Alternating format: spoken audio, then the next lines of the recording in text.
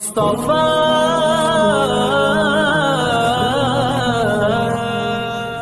الرحمن الرحيم.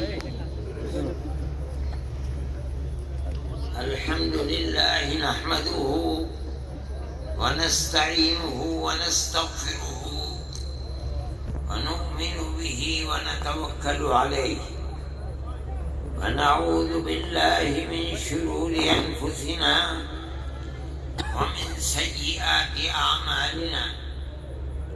من يهده الله فلا مضل له ومن يضلله فلا هادي له.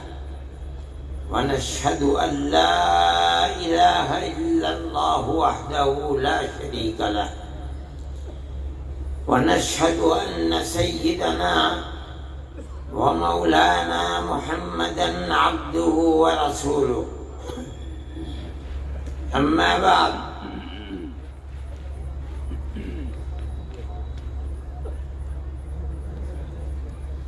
پنجاب، ہریانہ، ہماچل اور چنڈی گڑھ کے نائب امیر شریعت علماء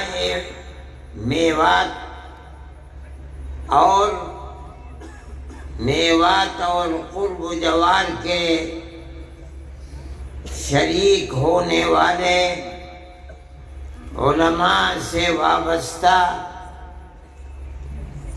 حضرت امیر شریعت سے وابستہ اور جمعیت علماء سے تعلق محبت رکھنے والے ورکرز اور افراد، میں اپنی عمر اور طرح طرح کے عوارض اور بیماریوں کی وجہ سے حقیقت یہ ہے کہ آنے کے لائق نہیں تھا، لیکن حضرت مولانا محمد الیاس صاحب نائب امیر شریعت اور میرے محترم میاں جی رمضان صاحب اور دوسرے جمعیت کے احباب کا اصرار تھا، میں آ گیا۔ اور اگر مجھے یہ معلوم ہوتا کہ یہ جگہ 100-125 کلومیٹر ہے تو میں ہرگز بھی نہ آتا۔ میں تو یہ سمجھا کہ گھنٹہ 1.5 گھنٹے میں پہنچ جاؤں گا، مگر یہاں پہنچنے میں تو 3 گھنٹے لگ گئے، اور اب یہاں سے واپس جانے میں اور 3 گھنٹے۔ لیکن مجھے آپ حضرات کے اتنی بڑی تعداد میں امارت شرعیہ کے سلسلے میں جمع ہونا مجھے آنے کے بعد بڑی خوشی ہوئی۔ پتہ چلتا ہے کہ آپ حضرات کے دلوں میں اپنے علماء کی قدر ہے، دین کی قدر ہے۔ اسی لیے اس موضوع کے اوپر آپ حضرات کی تشریف آوری اتنے بڑے مجمع کے ساتھ ہوئی ہے۔ اللہ آپ کے دلوں میں اور آپ کی اولاد اور نسلوں کے دلوں میں دین اور دین سے وابستہ علماء سے اس والہانہ تعلق کو قائم رکھے۔ میرے محترم بزرگوں اور دوستوں،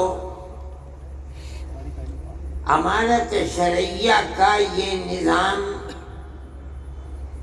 آپ کے اس صوبے اور خاص طریقے پر میوات میں تقریباً 10-12 یا 15 سال سے قائم ہے۔ میرے پاس مولانا خالد صاحب مرحوم اس وقت آئے اور آ کے کہا کہ ہم امارت شرعیہ کے لیے کسی آدمی کا انتخاب کر لیا جائے تو اس کو قائم کریں گے۔ میں نے کہا بتائیے کون آدمی ہے؟ انہوں نے مجھے بتایا کہ مولانا اسحاق صاحب مرحوم اس کام کے لیے مناسب رہیں گے۔ میں ان کو لے کر اس وقت کے امیر شریعت کے پاس گیا اور میں نے ان سے عرض کیا کہ میوات میں جس سے وابستہ اور بھی ایسے صوبے ہیں جن میں مسلمانوں کی تعداد کم ہے، مولانا جانے پہچانے آدمی ہیں، آپ انتخاب فرما دیں۔ اللہ غریق رحمت فرمائے، انہوں نے میرے سامنے ہی ایک کاغذ کے اوپر مولانا اسحاق صاحب کا نام لکھ کر کے اور 2-4 جملے کہ میں ان کو نائب امیر شریعت کی حیثیت سے ان کے نام کو منظور کرتا ہوں، وہ مجھے دے دیا۔ میں نے مولانا خالد صاحب مرحوم کو دے دیا۔ لیکن یہ قدرت کا کرشمہ ہے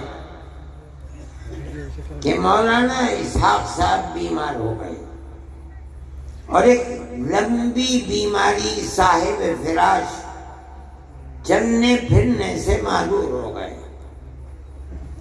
امارت شرعیہ کے پلیٹ فارم سے کام جو ہونے چاہیے تھے وہ کام نہیں ہو سکے۔ حقیقت یہ ہے کہ اگر مولانا صحت مند ہوتے اور امارت شرعیہ کے پلیٹ فارم سے متحرک ہوتے، کام کرتے، تو اس وقت ان کے دنیا سے جانے کے بعد امیر شریعت کے لیے کام کی ڈگر، کام کا نہج، کام کا طریقہ مشہور و معروف ہوتا اور موجودہ نائب امیر شریعت کو کام کرنے میں سہولت ہوتی۔ لیکن وہ علماء جن کو مولانا الیاس صاحب نے پکڑا ہے اور جو اپنی خوش قسمتی سے دین کے اس کام پر لگتے ہیں اور لگنے کا ارادہ رکھتے ہیں، اور مجھے خدا کی ذات سے توقع ہے کہ اللہ ان کے دل میں لگن اور اخلاص پیدا فرمائے گا، اور جن لوگوں کو ضرورت ہوگی خانگی اور گھریلو معاملات کے اندر ناچاقی اور مسائل کے پیدا ہونے پر، تو بجائے اس کے کہ وہ کورٹ میں جائیں، محکمہ شرعی کے کام کرنے والے لوگوں کے سامنے اپنی تحریر دیں گے کہ ہمارے اختلافات ہیں، ہم آپ کو حکم بناتے ہیں اور آپ جو فیصلہ کریں گے ہمیں منظور ہوگا، ان کو حکم بنا کر ثالث کے طریقے کے اوپر رکھیں، معاملات کو رکھیں، اور وہ اللہ کو اپنے سامنے حاضر و ناظر سمجھ کر بغیر کسی روح رعایت کے قرآن و حدیث کو اپنے سامنے رکھ کر اس کے مطابق فیصلہ دیں۔ یہ ضروری ہے آپ اس چیز کو سمجھیں کہ عدالتی نظام ساری دنیا کے اندر لائے جائے آپ اگر حکم اور حاکم بن کر بیٹھیں گے تو آپ کے خلاف مقدمے ہوں گے، آپ ہار جائیں گے، آپ کا نظام بند ہو جائے گا۔ اگر آپ کسی چیز کو چلا سکتے ہیں تو اس کی صرف ایک ہی صورت ہے کہ آپ محکمہ شرعیہ چلانے والوں کو ثالث بنائیں اور یہ کہیں کہ ہمارا جھگڑا ہے، ہم آپ کے سامنے پیش کرتے ہیں، آپ ہمارے جھگڑے کے درمیان میں فیصلہ فرما دیں۔ اس تحریر کے بعد جس پر دونوں فریقوں کے دستخط ہوں گے، یہ چیز چلے گی، بجائے اس کے کہ آپ لاکھوں اور کروڑوں روپیہ عدالتوں کی نظر کر دیں، فقیر بن جائیں، زمینیں بک جائیں۔ یہ بہت آسان چیز ہے کہ جس کو مثل مشہور ہے کہ ہلدی لگی نہ پھٹکری اور رنگ آیا چوکھا، اس طریقے پر آپ کام کر سکیں گے۔ لیکن میں حضرت مولانا سے عرض کرتا ہوں کہ جو حکم بنیں گے، ثالث بنیں گے، وہ مدرسوں کے پڑھانے والے لوگ ہوں گے۔ یہ ایک دوسرا موضوع ہے کہ دو آدمیوں کے درمیان میں دونوں کے بیانات لینا، ان بیانات کو لے کر کے پھر آپس میں ہو سکتا ہے ضرورت جرح کی پڑ جائے، اس کی بنیاد کے اوپر ہو سکتا ہے گواہوں کی ضرورت پڑے۔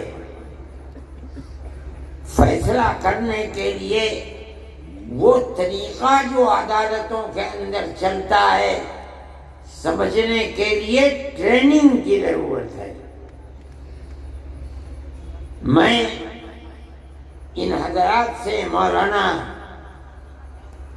سے میں نے منصور پوری سے مولانا سلمان صاحب منصور پوری سے میں نے کہا تھا کہ حضرت مولانا جب متعین کر دیں کہ اس جگہ یہ، اس جگہ یہ، اس جگہ یہ، ان کو 1 2 3 4 دن کے لیے بلاؤ، جو لوگ طریقہ جانتے ہیں ان کی ٹریننگ کریں، انہیں بتائیں، تاکہ فریقین میں کسی کو اپنے دل میں یہ حسرت نہ رہے کہ معاملہ صاف نہیں ہوا اور ہم اپنے دلائل پیش نہیں کر سکے، یا ہم نے پیش کیے انہیں قبول نہیں کیا جا سکا۔ ہر چیز تحریر میں لے آنی چاہیے۔ میں یہ سمجھتا ہوں کہ اگر اس مسئلے کو اس انداز پر کیا گیا اور یہ حضرات تیار ہیں، 1 دن کے لیے، 2 دن کے لیے، 3 دن کے لیے آپ بھیجیے، اس میں جس چیز کی ضرورت ہوگی یہ فقیر بھی اس میں پوری طرح مدد کرے گا۔ اگر اور حضرات کو، ٹریننگ دینے والوں کو بلایا گیا تو میں اس سلسلے میں ان سے گزارش کروں گا کہ وہ آئیں اور آ کر ان حضرات کی ٹریننگ کو مکمل کریں، چاہے 1 مرتبہ، چاہے سال میں 2 مرتبہ، جب ضرورت پڑے انشاءاللہ میں اور یہ حضرات آپ کی مدد کریں گے۔ دوسری چیز میں یہ کہنا چاہتا تھا کہ امارت شرعیہ کا کام صرف یہی نہیں ہے کہ شوہر اور بیوی کے جھگڑوں کو نمٹائے،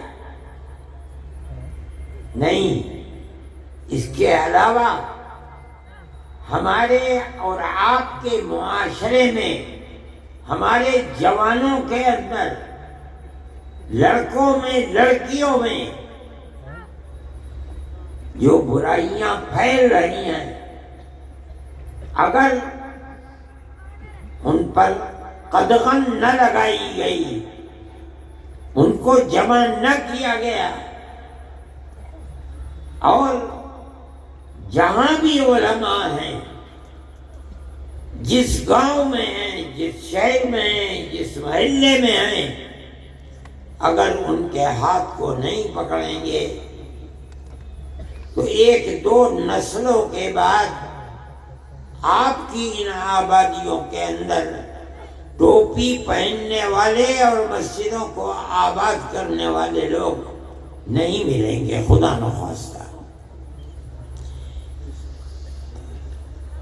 امارت شرعیہ کے ساتھ بہت علماء جڑے ہوئے ہیں، پڑھائیے بھی، اس کے ساتھ ساتھ طلباء پر نظر بھی رکھیے، ان کی تربیت بھی کیجیے، مطالعہ بھی کیجیے۔ اس کے ساتھ ساتھ ہر جوان کو دیکھ بھال کر کے اس کے ہاتھ کو پکڑنا اور اس راستے کو بتانا جو آپ کے آباء و اجداد کا راستہ ہے، علماء کا راستہ ہے، اللہ کے نبی کا بتایا ہوا راستہ ہے، اس راستے پر لے کے چلیں۔ یہ بھی امارت شرعیہ کا ایک بنیادی طریقہ کار ہے، اگر آپ اس کو نہیں اپنائیں گے تو آپ کا کام مکمل نہیں ہے۔ وہ ماں باپ جو اپنے بچے کو دیکھ رہے ہیں کہ وہ راستے سے ہٹا ہوا ہے، علماء کو بتائیں۔ علماء کا یہ فرض ہے کہ جائے، قریب کرے، محبت اور پیار کے ساتھ سمجھائے، اور امر بالمعروف اور نہی عن المنکر کر کے اس کو سیدھے راستے پر لائے۔ یہ فرض ہے۔ مجھ سے لوگوں نے اس سفر میں بھی بتایا، پہلے بھی بتاتے ہیں کہ لوگوں کے اندر جوا، سٹا، شراب، بدکاری پہلے سے بہت زیادہ ہے، اور یہ چیز آپ کی بھی عفت و پاک دامنی کے اوپر پھٹا لگائے گی۔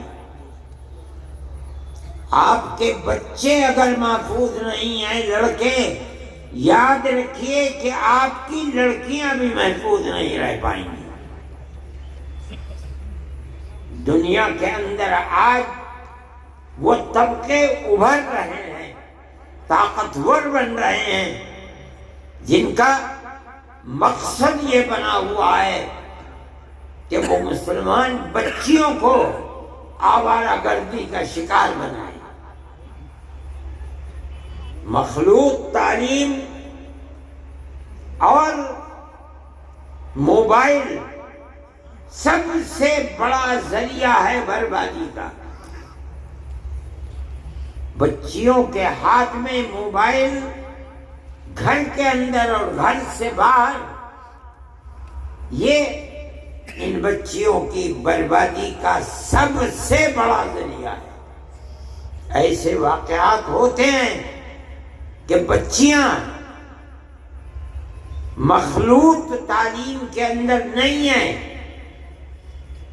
لڑکیاں لڑکیوں کے اسکول میں ہیں، لڑکے لڑکوں کے اسکول میں ہیں۔ اس کے باوجود ایک تو وہ ٹیچر جو ان لوگوں کے ہاتھ میں ہیں جو ان بچیوں کو برباد کرنا چاہتے ہیں، دوسرے موبائل، انہوں نے اس کے باوجود ان کو برباد کر دیا۔ میں آپ سے کہتا ہوں، ابھی مظفر نگر کے اندر مسئلہ ہوا، پولیس نے ایک ہوٹل کے اوپر جا کر چھاپا مارا، 50 لڑکے اور 50 لڑکیاں پکڑی گئیں۔ جب پردہ اٹھا، یہ بچیاں، حیرت کی بات یہ ہے کہ اس اسکول کی پڑھنے والی تھیں جو اسکول صرف بچیوں کے لیے ہے۔ سوال پیدا ہوتا ہے کہ ان لڑکوں سے جو مسلمان لڑکے نہیں تھے، ان کا تعلق کیسے پیدا ہوا؟ اس کی دو ہی چیزیں ہیں کہ جو ٹیچر ہیں وہ مسلمان نہیں ہیں، حالانکہ عورتیں ہیں۔ دوسری چیز موبائل، اس نے تباہ کر کے رکھ دیا۔ اب ان ماں باپ کا کیا حال ہے؟ جمعیت علماء کے لوگ وہاں گئے، ہاتھ جوڑ کر کھڑے ہو گئے کہ ہم کچھ نہیں کریں گے، ہماری یہ ٹوپی تمہارے پیروں میں ہے، ہمیں برباد مت کرو۔ ان لوگوں نے مجھ سے کہا، میں نے کہا چھوڑ دو۔ جنہیں خود اپنی بربادی کے اوپر رونا آتا ہے اور انہوں نے اپنی بچیوں کے ہاتھ کو چھوڑ دیا اور یہ سمجھتے ہیں کہ موبائل اور اسکول میں پڑھنا انہیں نقصان نہیں پہنچائے گا۔ میں آپ سے کہہ رہا ہوں کہ آپ اگر اس پر قدغن اور روک نہیں لگائیں گے تو آپ اپنی بچیوں کی عفت و پاک دامنی کی حفاظت نہیں کر سکتے۔ حضرت امیر شریعت صاحب میرے پاس بیٹھے ہوئے ہیں، میں یہ کہنا چاہتا ہوں، اور بہت علماء ہیں، اس کے لیے پروگرام بناؤ۔ اپنی قوم کو راہ راست پر کس طرح لایا جا سکتا ہے، اپنی زندگی کو کھپا دو، لگا دو۔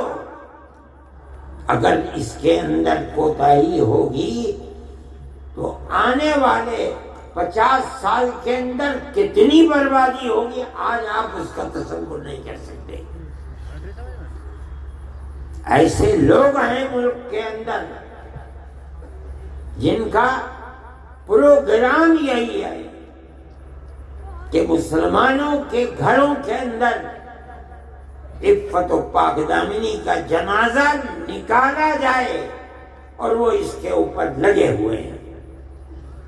میں خواہ اس چیز کو، یہ مجمع، یہ جلسہ وہ سننے کے لیے نہیں ہے۔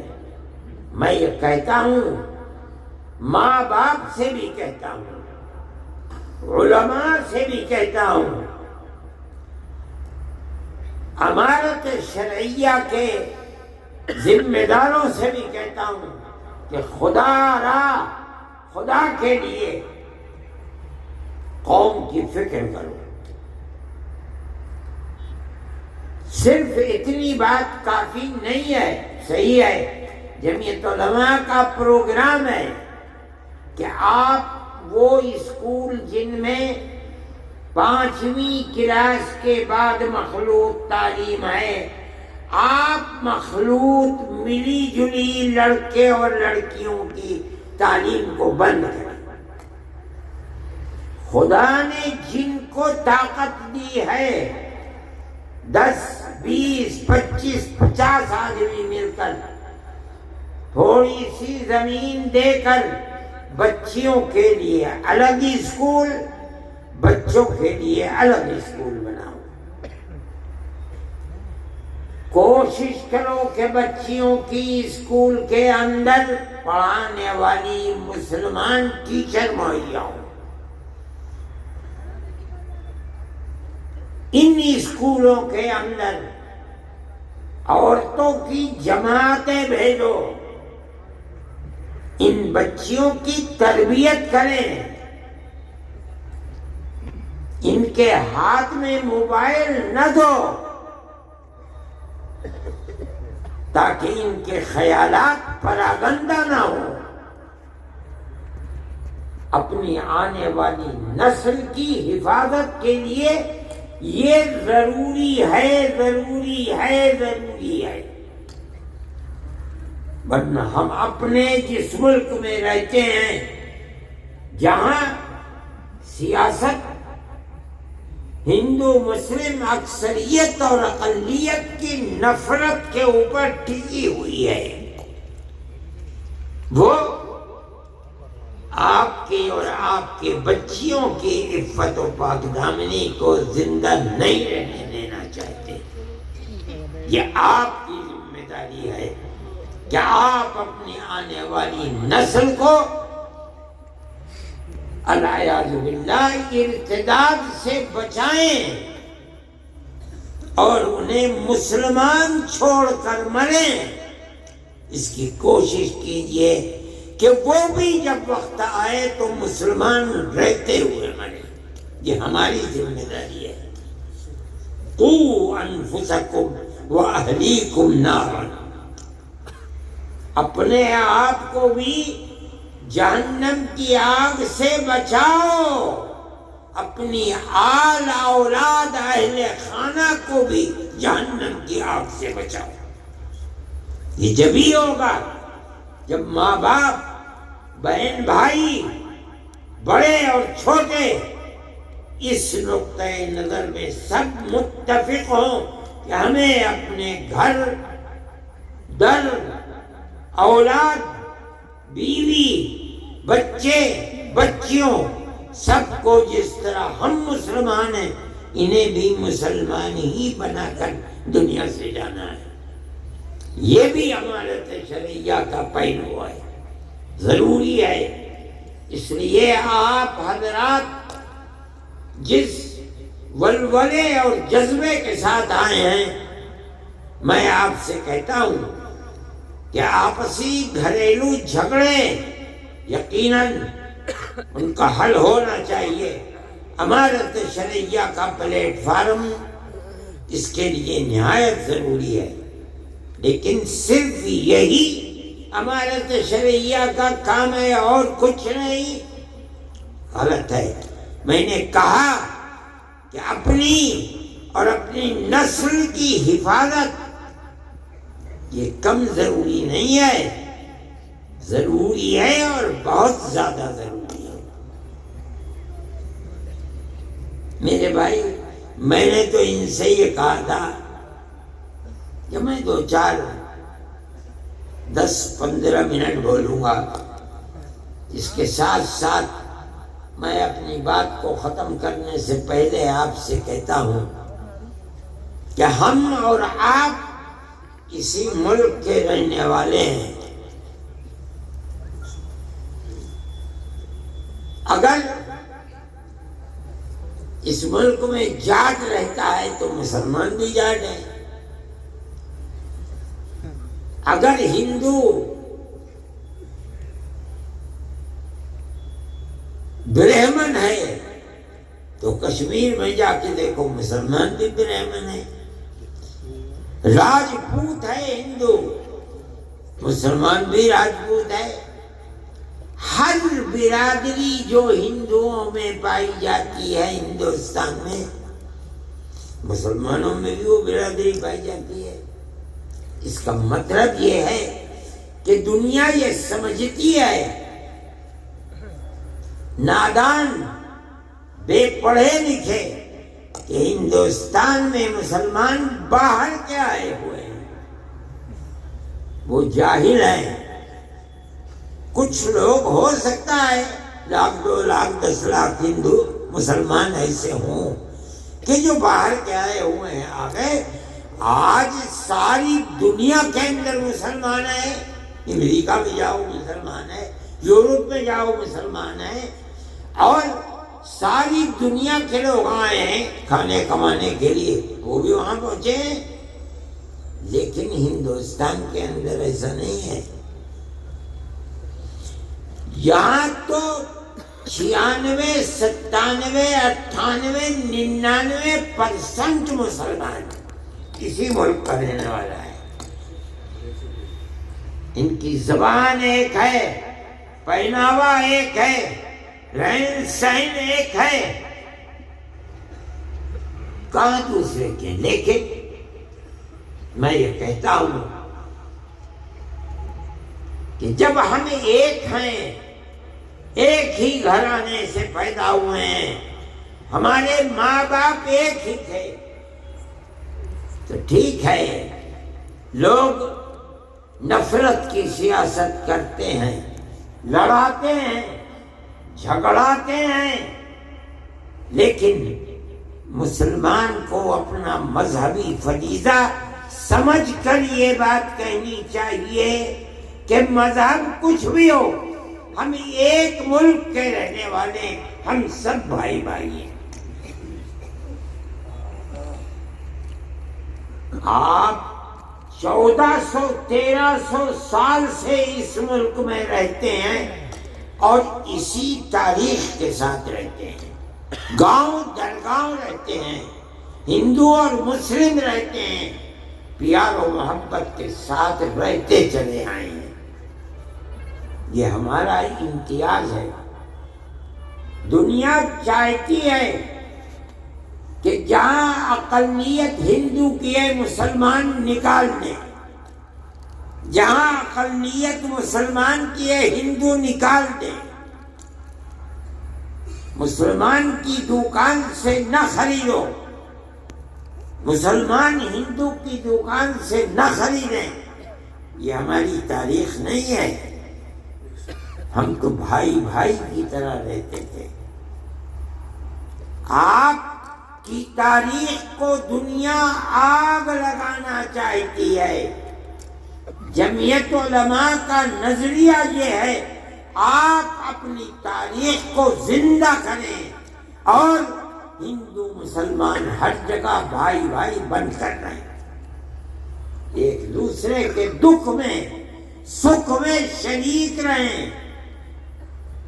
اگر کسی کے یہاں شادی بیاہ ہے، اگر اس نے نہیں بھی بلایا ہے، آپ چلے جائیے، مبارکبادی دے کے چلے آئیے، لیکن اگر آپ الگ رہیں گے تو اس کا مطلب یہ ہے کہ ملک کی وہ فرقہ پرست طاقتیں جو الگ کرنا چاہتی ہیں، آپ اپنے عمل سے انہیں کامیاب بنا رہے ہیں اور ملک اس طرح برباد ہو جائے گا۔ ہمارے تشریعہ کا یہ موضوع نہیں ہے، لیکن جمعیت علماء کا یہی موضوع ہے۔